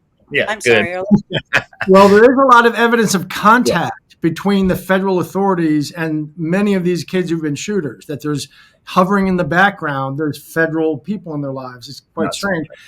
Can I ask you, because you're a Hollywood person, like I've never accepted these stories of Hillary Clinton eating the brains of babies and this kind of stuff. But I guess some of this stuff is, I now understand much more fully. There's an amazing amount of human trafficking involving children, and it's grotesque. I mean, what I saw from this kiddie porn was there's a big, well-funded industry. It ain't no little. It's the number one. Billions of underground economy. It's bigger than the above ground economy. It's like 10 times bigger. That the trafficking of slaves. When I was a kid and I first like even came to understand that there were dirty old men out there who were into kitties, I was probably about 12. I thought we were talking about just like probably how many serial killers are operating in the US right now. Let's say there's probably 5. No, Well, I thought I just read it yesterday, Patrick. They say the FBI says there's 154 on the roads right now, 154 serial killers at large in the United States. Well, I thought that guys who were into this stuff there might be half a dozen dirty old men in trench coats who mailed snapshots to each other. No. Now, I like I said, I had about 60 seconds looking at it. There is a big, well-funded machine. No, it's You know what I call it, Patrick? And I've called it this for 15 years. The pedo Ponzi priest class of pirates. longer than Priest and pirates. What do you mean by those references? The Priest Catholic class. priest class? You mean the Catholic priest? No, pedo Ponzi priest class. What's priest class mean? An untouchable class. Oh, A kind of an untouchable, above the law wizard class. Let's call them that. Have you in Hollywood? Have you ever seen or heard of adrenochrome? Somebody actually taking it, or is that just a myth? Adrenochrome. Have you ever been? Well, I've read a lot about it. I never have seen nobody do it, but I've read a lot about it. And as I was America's mom for a long time on TV, and I would be, like you get whistleblowers coming to you. I got broken traffic children coming to me. And I heard their stories, and they were all alike. And they had seen things that are probably on those tapes. They right there in California, right there in Nevada, everywhere across the America, things done probably worse than what's on the tape. I say it's the number one business in the world. I don't think it's the number one. I just say like in Colorado. Besides weapons and drugs, it's bigger than both of them. I saw just like the other day in Colorado, some sheriff or police captain came out and said, "There's so much of this. They're not even prosecuted. They're catch and release. We catch all the pedophiles." I think he had some number like 80,000 a year or something in the U.S. were caught and released. And it reminds me of, I have to say, there's a type of porn that the Germans are into called scat porn. Yeah. It's basically a guy. We know it. A guy poops on a woman poops on a guy's face, and you got to say, why is this even a thing? Yeah. Well, similarly. Well, Hitler loved that. They say that's what. Well, but why is there even a thing? Like, why could anyone find this stuff sexy? It's so deranged. Well, some people, they are cannibals, and they, like Jeffrey Dahmer, like killing them people and eating their body parts. I mean, it's so not even before we evolved into humans level. Yeah. It's like at such a vestigial level of being. I guess I'm beginning to believe the Christian view that there are just like some demonic people here. Yeah. That's a Jewish view. A lot of people ain't even people. Like deep Judaism says, a lot of people, they're not even people. They're just basically projections of our own sins that come into the form of another person, because we won't repent for our own sins because we're arrogant. So instead we project them outward, and eventually they turn into a human looking somebody, a golem that comes for you and your children. So that's why it's important to repent and fix yourself, so you don't send out them kind of vibes that create that kind of monster that comes at you. And that's why the world is just made up of them. They require human blood. Look what happened on October 7th. They required human sacrifices. That's who they are. They're demons. They really are demons in human form. That's what Christianity teaches. Judaism teaches it. Even Islam teaches it about the jinns. I mean, everybody has that in their theological Vampires, teaching about, yeah, even in vampires, about those who feed on the weak. And we don't even need to go to mythology to look at it. Just look at the big banks to create debt, suffering, war, misery. Look at that. They're vampires. They require human blood to be spilled to make a dollar. It's sickening, but don't I think, we're at the end of it. I don't know how long it'll take, but Trump is you know, I think he sees it too and is over it. He wants it over. Well, I agree. Well, I used to hear some of these stories and think, how could a person do that? How could they do some of the things that they do, and what's in it for them? And what I've come to learn is, no, they're just by their nature. Just like there are some kids who want to build a sandcastle, and there's always that class bully who wants to come by and knock it down and feel like they've accomplished something by knocking down some other kid's sandcastle. To me, the woke often have this inner core that they really just seem to hate everybody. Yeah. And they would think it's an accomplishment if they could just crater the whole world. In fact, Karl Marx, there's a quote from him where he said something like, I dreamed. Lucifer, he was a devil worshiper himself. He loved Lucifer. Marx said in a letter, I dreamed that I was a giant smashing civilization standing amidst the rubble of the civilization I smashed. And the funny thing is, he wrote that when he was 24. Long before he had any theories of economics or anything. He just wanted to smash. Yeah. And so he came up with a theory that's basically resentment. And we're going to harness resentment, and we're going to get workers to resent capitalists. And when that turned out by the 1920s, that wasn't getting anywhere. They said, well, we're going to make it about blacks resenting whites, gays resenting straights, and everything you can, females resenting men. And we're going to make a political philosophy that harnesses and amplifies resentment.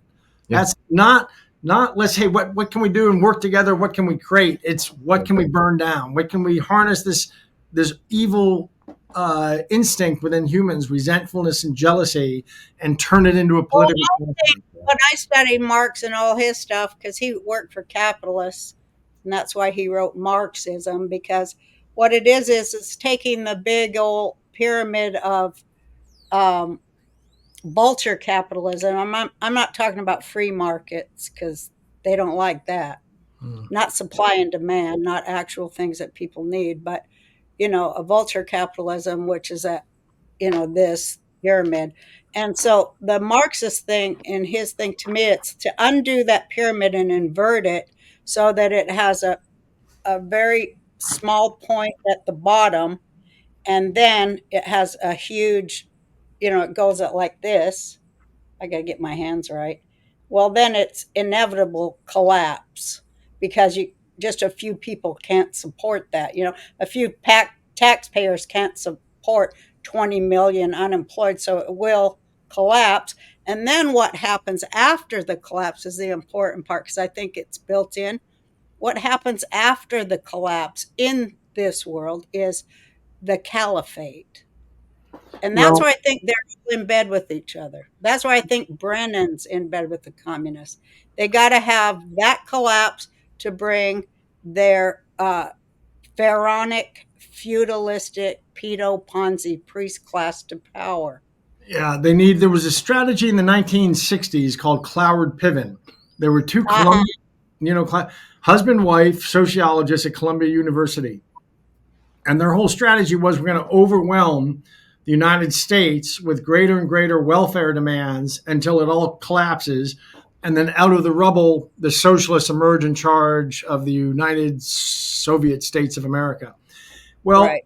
I mean, that could be, but actually the flaw in that theory at this point is we now understand that if there's a collapse, 90% of us die. 90% die from supply chain collapse. If there's EMP or an Ebola hit or a great financial collapse, the supply chains collapse, and within 1 year, 90% of us are dead. And this was all modeled out within the national security community. There's a book about it called 1 Second After, where which expresses the learnings from a national security exercise. And I thought, well, how can this be their plan? Because out of the rubble they emerge and charge, there's nothing left. They're probably dead too. And then I've come to realize over the last few years, they're so evil they don't care. They would just consider it an accomplishment. If they can just destroy the United, they hate freedom. Milton Friedman used to tell me this. There are people among us, Patrick, who just hate freedom. They hate other human beings. They just hate us. Yeah. And they consider that an accomplishment. If the whole world collapses and 90% of the people die, that's, they'll feel like they achieved something. That's like the bully in grade school who thinks that he's bigger than you because you spent all afternoon building this sandcastle and he came along in 5 seconds, kicked it over. It's like somebody saying to a carpenter, well, sure, you can build this house, but I can burn it down. Right. I'll show you how I can deconstruct anything you can build. They act like it's an achievement. Well, these are people who've never achieved anything. They're the most sniveling, sneering and derision is a big part of their shtick in life. Untalented. Say again? Untalented, unfunny. And they just seem to want to destroy. That's where they get their power. There are demons. They're like demon. I'm not sure it's literal, but their personality is demonic. I'm open to it. I think they're possessed of Satan or, of evil. They're just possessed of evil. They don't even know the difference between good and evil.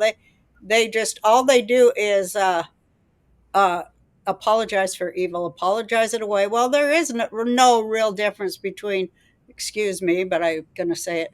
Well, there's no real difference between Israel and Hamas, their thing they're doing now. Oh, there's no difference. You know what? There's no difference between a war and a massacre of civilians. There's no difference there. They're crap. It's just disgusting. That's satanic. But anyway, I want to cut to the quickest way to shut off this Hamas conversation is with people. Just say, whenever people bring up to me and say, "Oh, did Hamas return the hostages?" Right. Until they return, they never say that. Until they return the hostages, Israel has a legitimate cause of. They could end it in 5 minutes. Cause of war. Now, as long as they conduct that war, doing their best to minimize civilian casualties and such, they were legally in the right. There is some question whether they are at this point doing all the things they're supposed to do and how they conduct the war. But the stance on the war, until Hamas surrenders those hostages, Israel's in the right. Yeah. Now their conduct. I know, and you can't believe our country, the young people, how they've been deluded into lining up to go right off the cliff after the one in front of them. It's just crazy. I'm sorry, go ahead. I want to go to the next subject, though, because this is one I have saved for the end, and it's very, very important to me. Okay, so cut to Patrick. He knows the ins and outs. He's so smart. We haven't even begun to see the effect of what you've caused, and may it come quick. Inshallah. But there you are. Yeah. You are. This you got so quickly. This story that I've put out there is a knife. It's a dagger at their heart, because what it shows is that the Prince of Woke, Barack Obama, signed off on the aggravated rape and possible murder of a girl he knew was innocent, so that he could continue conducting this political espionage. 3 federal agents have a letter signed by Barack Obama, promising that they could continue doing this. They were afraid they thought I was going to kill her and it would come back on them. There's a presidential finding telling 3 federal agents to ignore your belief that Byrne has manipulated, seduced, drugged, raped, and has a plan to murder this girl so that we can continue setting up this Russians thing. So Barack Obama signed that. And the funniest part of that to me is that he signed that the month of October 2016, which is the month that Donald Trump got in so much trouble for some locker room talk, as if women don't talk that way. In terms of comparative guilt, that's a flea on the ass of nothing compared to what Obama did. And yet we are living such a topsy-turvy world that the one thing is magnified and the other's been covered up. But in the National Archives, there's a presidential. Well, that's how they cover it up with the fake outrage news. Yeah. Here's what you're supposed to be outraged about today. Agreed. I have fakes. I can't stand them. I used to be around like this intellectual class a lot. The scientists and stuff are still good, the computer scientists. But boy, that so-called humanities people, what wimps. Yeah. What wimps. These people have spent their whole life posturing, we are the light we are the conscience of America. We law school professors, we humanities teachers are teaching, social justice and stuff. They are just such phonies. They've all been, not one of them raises a peep about any of this. I think it's funny. There was a Washington Post reporter named Emma Brown. She even wrote a book on toxic masculinity. I've got this 4-year-old boy. How do I raise a boy in this era of toxic masculinity? I, 3 years ago, laid out this entire rape murder sting that turns out, I thought I was getting Comey and Brennan. It turns out to tag Barack Obama. She will not touch it. There's all kinds of proof I could show them of different aspects of the story.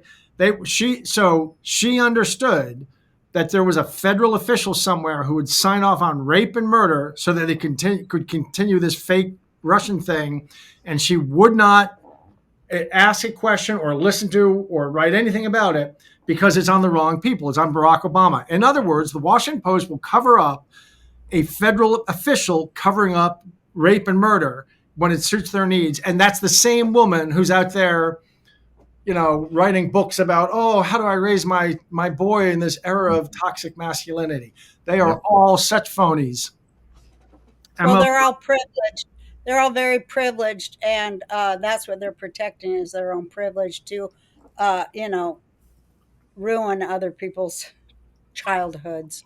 But anyways, I want to get to you in the White House with Trump. When you took evidence to Trump, what date was that when you had that? When you and General Flynn December went in 18th, when we ninja'd our way into the Oval Office. I love how you did it. It's so genius, but we won't. They got to read your book to get that. Read Danger Close. Danger Close. So you're in there with Trump, and you tell him about the voting machines, but this is the key thing to know. Nothing we brought Trump had anything to do with any of these claims the media makes fun of. South Korean jets. What did you bring him? We brought him a number of statements from the federal government itself, from the fall of 2020, different components of the federal government. The DHS on October 9th put out an annual report saying our election systems are like the number one target of our foreign adversaries. On October 22nd, they put something out saying Iran is trying to hack our election systems. Iran Advanced Persistent Threat Actors, they're called, what they call hackers. Then, and this is what's key, on November 3rd, everyone's forgotten this, on November 3rd, they and the FBI put out a statement that said Iran has successfully hacked the election systems of one state. They are going after other states, and other adversarial nation states are involved in helping them. The own government said that November 3rd. Then December 6th. What part of our government said that? That was, I think, DHS. That was DHS and FBI put that out. Maybe DHS and DOJ put that on November 3rd. Then on December 6th, they put out something saying we are suffering a massive cyber attack. And then on the 13th, they put out a statement that basically said the United States has been hacked straight through to its toes because of something called SolarWinds Orion, which is a network security product. And out of our Fortune 500 companies, 425 use this, as well as the CIA, the FBI, the DOJ, the DHS, the NSA, the State Department. Every entity of the United States government was protected by this, which turned out to have a big, big hole in it. And it came out a few months later. It was Russian FSB behind it. But they came out on December 13th saying like basically the entirety, this core product that's all protecting all these companies and government agencies in America turns out to have a back door in it, and everything's been compromised. So we were But saying, that means voting machines, doesn't it?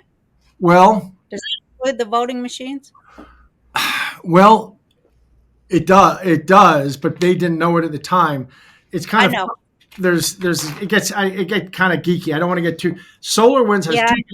two products. One's called Orion, and one is called ServeU, and they do different things. The statement was about but this Orion product is inside the ServeU product. It's like the foundation. So when the statement was about this product being hacked, the SolarWinds Orion, when the president of Dominion was in front of the Michigan Senate, and on I think another occasion, maybe the U.S. Congress, asked, he very cared about, do you use this product that's just been announced, the SolarWinds Orion that's just been announced, has this big hole in it. He gave this very cagey answer, at least in Michigan, where he said, they asked, do you use SolarWinds? He said, Dominion does not use the SolarWinds Orion product. He left out that Dominion uses the other SolarWinds product, the ServeU product, and it contains the Orion. So it was a distinction without a difference. And it was a real, Snaky. sneaky, not a straightforward, not the truth, the full truth, and nothing but the truth kind of answer. It was this snaky Philadelphia lawyer answer. So, but we were bringing these to Trump, and so that's brought him two types of things. One was a stack of these statements from the federal government itself about the United States is going through the greatest cyber intrusion in American history. The other thing we brought him was an executive order signed by Barack Obama, and that he had in 2018 had re-certified or something, that says if a foreign nation intrudes and hacks an election, the U.S. president has an extraordinary range of powers, anything from running an investigation to, he can do all kinds of things, including canceling and rerunning the election. We were saying, Mr. President, based on the executive order signed by Barack Obama and re-upped by you, these statements from the federal government itself give you the authority to go and do any of this range of options, and we're asking you to do the slightest one. Just let us do a quick investigation. We know just what to investigate, just where to investigate. And, for example, I told you about in Georgia, there's this 150,000 ballots that don't have a crease in them. Right. That have, he could have sent in the DHS in 10 minutes to get to look at those, got to the bottom of it. He could have sent in what we were recommending was the DHS was the written recommendation to go into either the key 6 counties or 12 counties or 32 counties. And we had him, do you see the logic? Is there anything extreme about what I just said? No, why didn't No, you? you wanted to use the National Guard and the local sheriffs. I was the guy saying use the National Guard with a federal marshal, a 3-man National Guard team with a federal marshal, have 6 such teams, send them into these 6 different counties, look at some things. I said, actually, so the paperwork says we'll get this done in 2 weeks. We'll actually get this done in a couple of days, I think, or in a week. And the truth is, Mr. President, in a couple of days, we'll be able to tell you if we're finding what we think we're going to find. And sir, if we don't, this is word for word. I said, sir, if we're not finding what we think we're going to find, I think you need to concede right away. He cut me off. He practically came across the Resolute desk to say, Pat, you have no idea how easy that's going to be for me. I can absolutely concede. I can walk away from this town right over there, Pat. And he looked at the south lawn of the White House. And I'm in the Oval Office, which we snuck into, the White House. But look at he says, January 20th, Marine One's going to land right there. I can walk out of here with my head high and know that I did more in 4 years than has ever been done. I've got golf courses. I've got friends. Believe me, and this is just how we deliver. He said, believe me, Pat, my life's going to get a lot better. But if I think this election has been rigged and there's probably foreign governments behind it, can I do that? Can I really do? So there's nothing inappropriate about him thinking about that, wondering. There was nothing extreme in my mind. Now, the press, one of the reasons there's a cone of silence around me is the press would have you believe this was all about magical theories of satellites flipping votes and jets from South Korea with fake ballots. No, not a single thing we brought him was any of that kind of speculative stuff. Everything was statements from the federal government itself and the executive order from Obama saying, if any of this stuff happens, you have the right to do this. Is there anything extreme about that? Anything? No, but what's interesting is that, I had Derek Johnson on before you and talking about when they, well,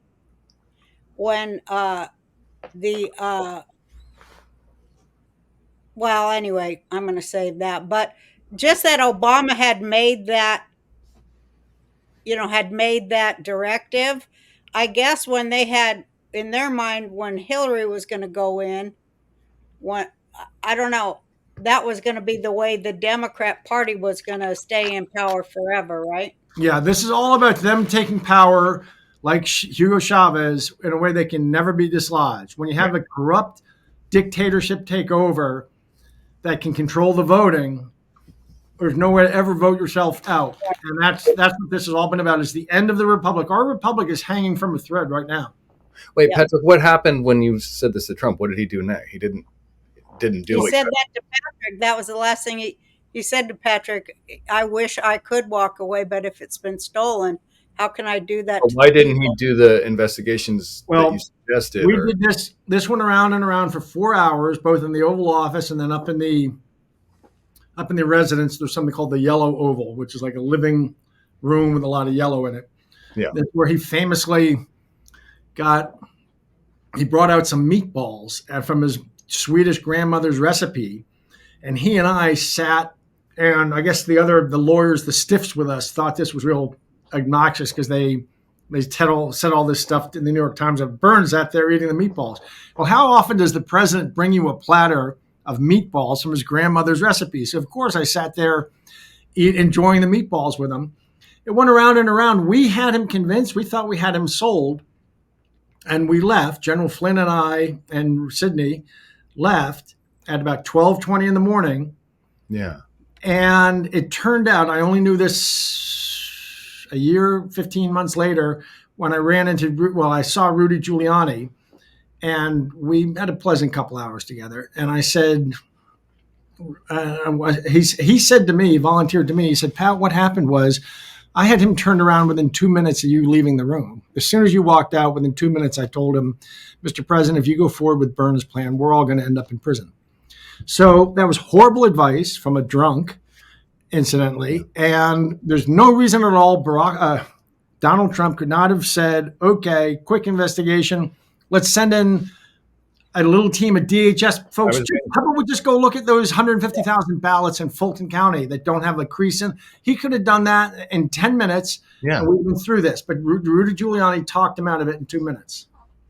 We had Rudy. And incidentally, on January 19th, and I haven't made this public, but on January, maybe I did in my book, the deep rig, some staffers called me up from the White House on December 19th in the evening, a boy and a girl, to tell me we were with the president this afternoon, saying goodbye to him. And he said, I guess it was this morning, the morning of January 19th. And he said to us, what was it? Tell me, what was it Byrne wanted to do? What was he proposing? And then they explained it to Trump again, but without a whole bunch of people around and without any pressure. And evidently, President Trump said, holy cow, that's all Pat wanted to do? That's all he wanted to do? Well, is it too late? We could get this done this afternoon. And they actually called in staff and to think about, could they actually get something done that afternoon in a few hours, which they could have. He could have sent in DH people that afternoon.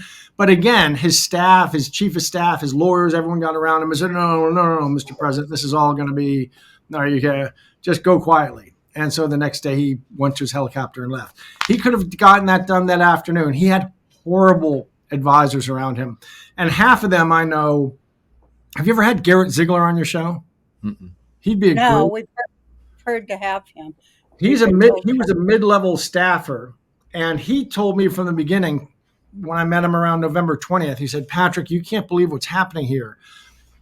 Half of Trump's senior staff have abandoned him. And they're saying to us, the lower level staff, just get the president to concede. Let's just get him into the mode of he's leaving the White House.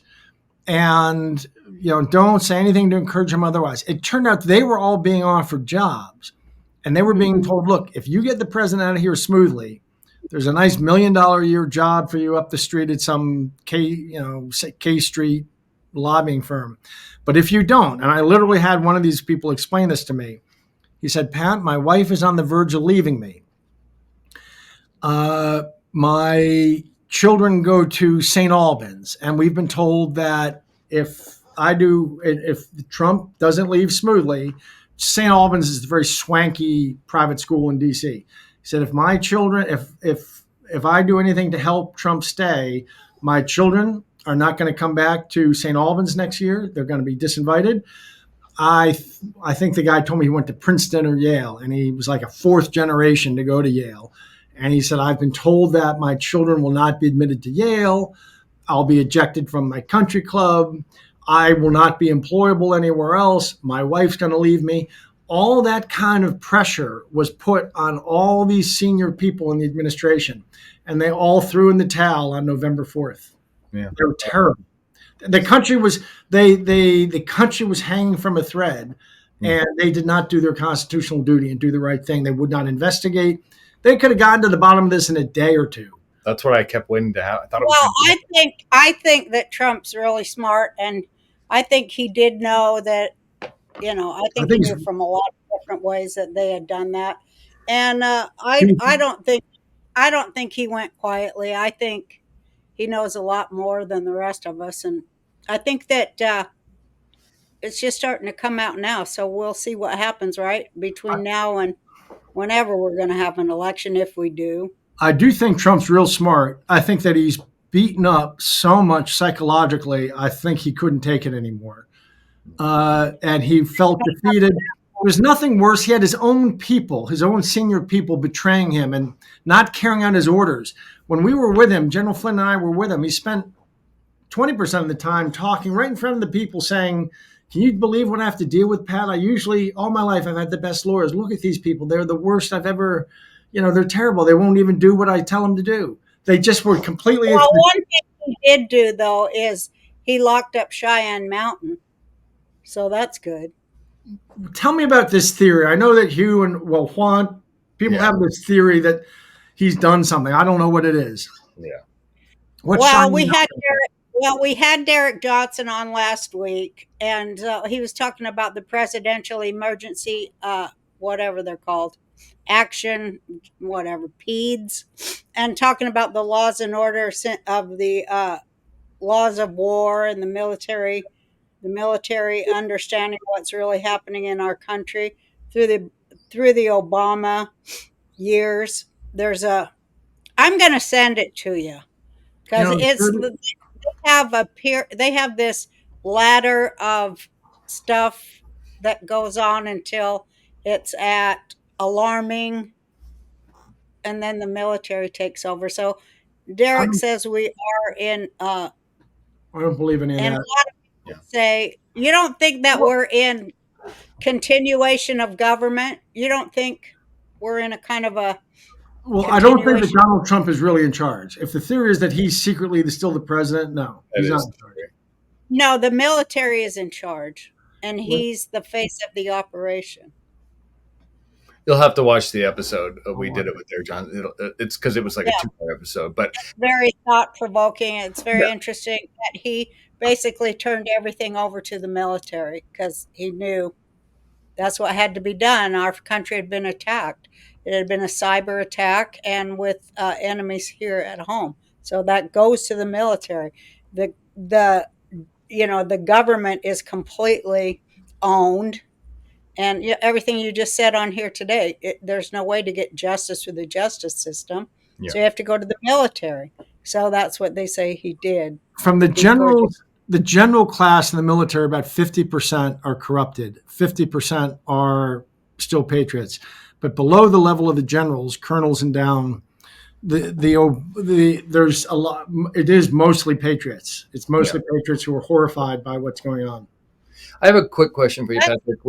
I mean, then he started Space Force, which is really intriguing and interesting. How everything was transferred to Space Force, everything's cyber. So that's another thing he did, and I keep reading about that, and I'll send you stuff on that Please too. do. Let's talk more. I loved having you on. You dropped about 10,000 bombs here today, and I appreciate your coming on here and talking with me, for being honest and brave. It's, And it's an long honor. may it wait, Patrick. I have a It's couple. it's an honor, Roseanne and Jake, and I can tell you there's some more news coming. What? If Like I've been what? dropping bombs, there's an H bomb You on better it. come back then. Wait, An is, H bomb? what an can we? Oh, Yeah, what is this? I What can we hope look it out ain't for? real. I hope it ain't coming from China, Russia, and Iran our way from Cuba. No, No, an what- informational H bomb. Yeah, what is that? Or what can we look out for? Because these Are things. you going to come back and tell us? Or to Well, no, when it hits, you'll know. Once it goes off, I'll tell you. It's got my Give us some fingerprints all over warning it. so we can. Yeah. Well, Is there any warning we can have so we can get the hell out of here or anything? what should we No, look? you're going to want this H bomb. It's an informational Oh, H it's bomb that wipes Yeah. out the other side. Yeah. What is it? What can we look for? Or what's a tell? How big is it? How good is it? Let me just ask. How good is it? The best thing in American history? The best thing in American In American history? It'll turn this thing overnight. When it Can comes you? out, it'll You turn have to it give me overnight. something. You're going to drive me crazy. Please give me something. Oh, I think I know what it is. Well, you couldn't I mean, maybe you can guess because you're so smart and you may, but it's just been really, but I'll tell you about it and how its origins and everything when I come back, when it breaks and then I'll come back. Okay, But two Oh, quick boy, questions. I hope I know. I hope I know. I think I do. It has to do with elections. Yeah, I know. we're I going to do prove know. 2020 was. I'll You're just let you know. Should I say this? I'm not sure I Yes. should say. Yes. Say it. Yes, please. We need to know because Alright, everybody's so He's- tired he's- of dragging Yeah. ass to the goal line. They got to I have was some actually power. I was operating overseas for most of the last 2 years. The truth is all going to be revealed. The truth is all going to be revealed. Okay. And you've got some. I know what it is. Ah! Do Okay. you? Did Trump tell I you? do. No. Because I heard that Trump has learned about it. He don't tell me nothing except for, Roseanne, what song would you like me to play? And Honestly. so Mar-a-Lago. he don't tell me. Can I ask you a Tell- question? Does this involve capturing information overseas of 2020? Don't say anything. I You just don't want to. You're directionally correct. I didn't know. I'm going to kill myself. You have to tell me. You're directionally correct. Okay. Thank you. Okay. Thank you. I've been waiting. Okay. Before you go, two more quick questions that I've been trying to get out for the last hour. So it's going to be a jump back, but I need to know the Hunter Biden thing. You said that you found additional deleted stuff he did. I'm not computer technical, but that is verifiable that the stuff that you recovered. Okay, and you can prove that in computer. Oh, yeah. Somebody was on our show a week or so ago, and they said they got a new kind of computer hacker. Maybe it's the trans Patriots, but they can unredact everything redacted. That's what we did with Hunter Biden's. We unredacted everything and recovered the 400,000. I didn't technically. This our mutual friend did, Okay. but that's what was given. That's why Garrett Ziegler at Marco Polo was the only one who had the real full Hunter Biden laptop, and why his work was so good. He deconstruct. I think he found about 400 felonies documented in there. Okay. It just shows you we have no functioning Justice Department. That this is. One last question I got to get out before you go. They're all working on the wrong side against all of us. When But we're gonna win. That's I'm going to ask you a question, but go ahead, Jake. let me just get this out. I've been trying for hours. The count that was stopped in those the ballot, 6 counties stopped the count. You said last week if you could see who signed off on the rape and murder of Maria Butina, we would know a lot. Who stopped the count? Who called that? Do we know? No one. I don't know the individual chain of command. John Brennan's behind. I think John Brennan is the puppet master. I think he's the puppet master behind Obama. I wouldn't be surprised if Obama is an asset, a CIA asset of John Brennan. Of course. He was kind of crazy. Brennan is the caliphate. I think so. Well, Brennan, I mean, he's Muslim, but before that, in his youth, he was a communist.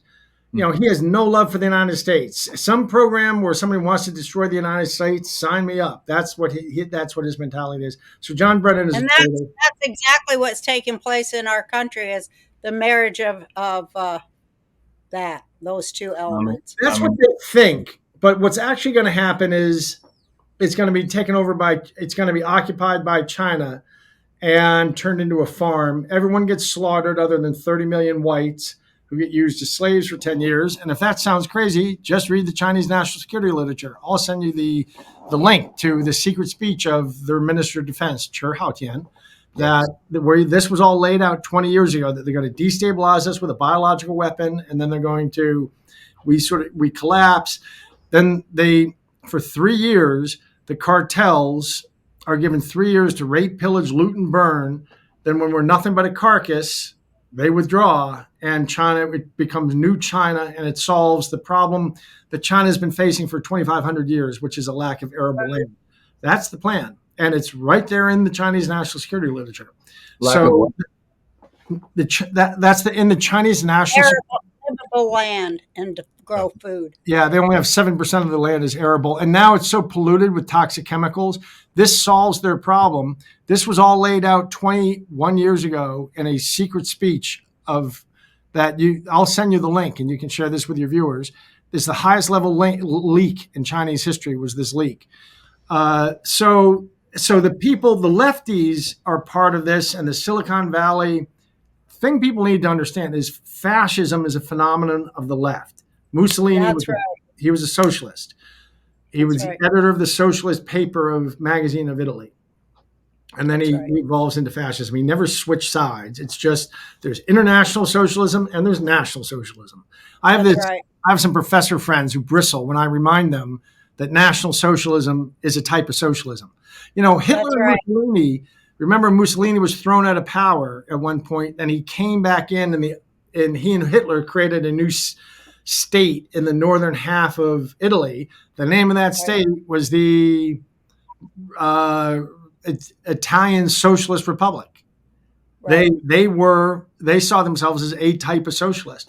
So anyway, we can go on and on with this stuff. We'll have you back. I'll be back. We'll come back because we got much more to discuss. But thanks so much. Today was fun. So you see